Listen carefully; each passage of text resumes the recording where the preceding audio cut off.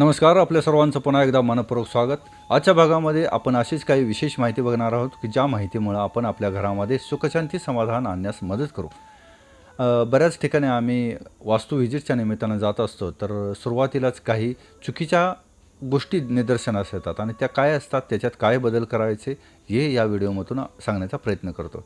तर बऱ्याचदा आम्ही ज्यावेळेला एखाद्याच्या घरी जातो त्यावेळेला उंबऱ्याजवळ जिथं चप्पल काढायचं स्टँड लावलेलं असतं त्याने घरमालकाने, तर त्या स्टँडमध्ये एक 2-3 जोड चप्पलाचे असतात. तर त्याच्याबरोबर खालीही चप्पल काढलेली असतात आणि ही काढलेली चप्पल बऱ्याचदा एक चप्पल मागे एक पुढे अशा अवस्थेत पण काढलेली असतात. त्याचबरोबर त्यातलं एखादं चप्पल उलटंसुद्धा पडलेलं असतं.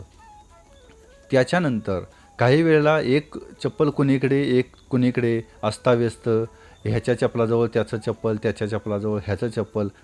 घराच्या उंबऱ्याच्या जवळ शक्यतो अशा प्रकारच्या गोष्टी ठेवू नयेत.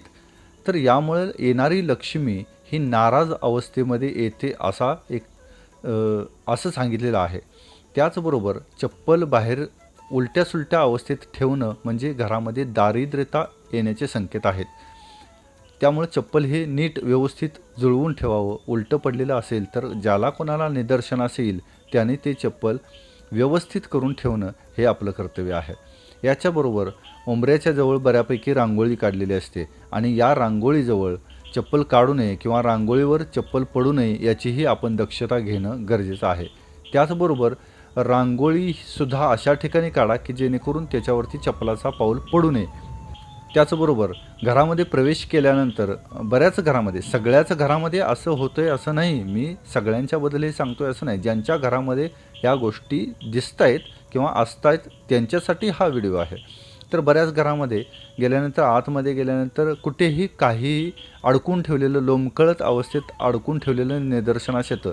मग दोरीवर असेल, एखाद्या खेळ्याला असेल, कपाटाच्या हँडलला असेल, असं बऱ्याच गोष्टी अडकून लोंबकळत अवस्थेत सोडलेल्या असतात. तर या गोष्टीसुद्धा अशा सोडू नयेत आणि ज्यावेळेला तुम्ही लोंबकळत सोडाल त्यावेळेस तुम्हीही लोंबकळतच राहाल अशी एक म्हण आहे. त्यामुळं ते असो अगर नसो, आपण त्याचा विचार करू नये. तर पॉझिटिव्ह एनर्जी येण्यासाठी आणि घरामध्ये सुखशांती समाधान लाभण्यासाठी आपण शक्यतो या लोंबकळत असणाऱ्या गोष्टी काढून त्या व्यवस्थित जिथल्या तिथं जागच्या जागेला ठेवाव्यात. त्याचबरोबर घरामध्ये कुठेही खुर्चीवर, सोफ्यावर, बिछाण्यावर कुठेही कपडे कशाही अवस्थेत वाकडे तिकडे विस्कटून टाकू नयेत. याच्यामुळं सुद्धा घरामध्ये लक्ष्मी येत नाही असं म्हटलं जातं.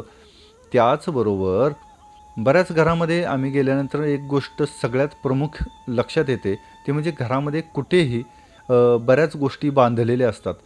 नारळ असतील, लिंबू असतील, कुणी कुणी दिलेल्या काही मंत्रून तंत्रून दिलेल्या काही फडक्यात बांधलेल्या गोष्टी असतील. तर अशा घरामध्ये बऱ्याच ठिकाणी कुठे बांधलेल्या गोष्टी निदर्शनास येतात. तर मित्रहो, या सगळ्या गोष्टी काढून वाहत्या पाण्याला सोडून द्या. आपलं घर बांधताना ज्यावेळेला आडं घालतो आपण किंवा ज्यावेळेला स्लॅब टाकतो त्यावेळेला वास्तुशांतीच्या वेळेला बांधलेला जो नारळ आहे तोच फक्त घरामध्ये ठेवा. इतर नारळ जे आहेत ते सगळेच्या सगळे इतर वस्तू ज्या आहेत, लिंबू असतील, कुणी दिलेल्या काही मंत्रून दिलेल्या काही गोष्टी असतील, तर आपण ह्या सगळ्या गोष्टी काढून वाहत्या पाण्याला सोडून द्याव्या. देणाऱ्याने त्या गोष्टी श्रद्धेने दिलेल्या असतील त्याबद्दल माझं दोमत नाही. घेणाऱ्यानंही त्या गोष्टी तेवढ्याच श्रद्धेने घेतल्या असतील, परंतु त्याचाही काही कालखंड असतो. त्या ठराविक दिवसापर्यंतच कार्यरत असतात. त्याच्यानंतर त्या जास्त दिवस ठेवल्यानंतर खराब होऊन जातात आणि त्याचेही उलटे परिणाम आपल्या घरावरती होण्याची शक्यता असते. त्यामुळे या सगळ्या गोष्टी घरातल्या बांधलेल्या काढून वाहत्या पाण्याला सोडून द्या. वाहत्या पाण्याला सोडण्यासाठी दिवस कोणताही चालू शकतो. घरातल्या पाहुण्याला घालवायला दिवस जास्त चांगला बघितला जात नाही.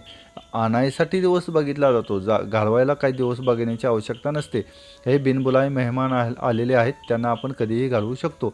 त्याचबरोबर घरामध्ये शक्यतो संध्याकाळच्या वेळेला भांडी शक्यतो मोठ्याने वाजवू नयेत, आदळापट करू नये किंवा एका भांड्याला धक्का लागून 4-5 भांडी पडतात अशी परिस्थिती होत असेल तर सांभाळून भांडी काढावीत. असं म्हटलं जातं की सायंकाळच्या वेळेला भांडी वाजल्यानंतर सैतान जागा होतो आणि सकाळच्या वेळेला घंटी वाजल्यानंतर देव जागे होतात.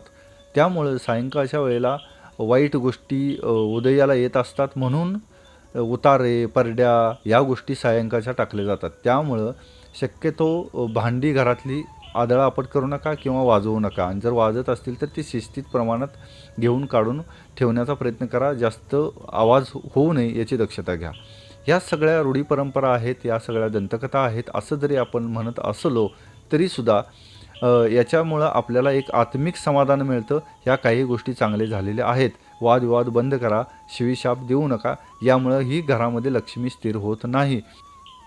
तसेच घरामध्ये वादविवाद टाळा, मांसाहार टाळा, व्यसनाधीनता असेल तर ती बंद करा. यामुळं सुद्धा घरामध्ये येणारी लक्ष्मी ही नाराज होऊ शकते. त्यामुळे या सगळ्या गोष्टी जर आपण बंद केल्या तर घरामध्ये नक्कीच लक्ष्मीची स्थिरता होईल.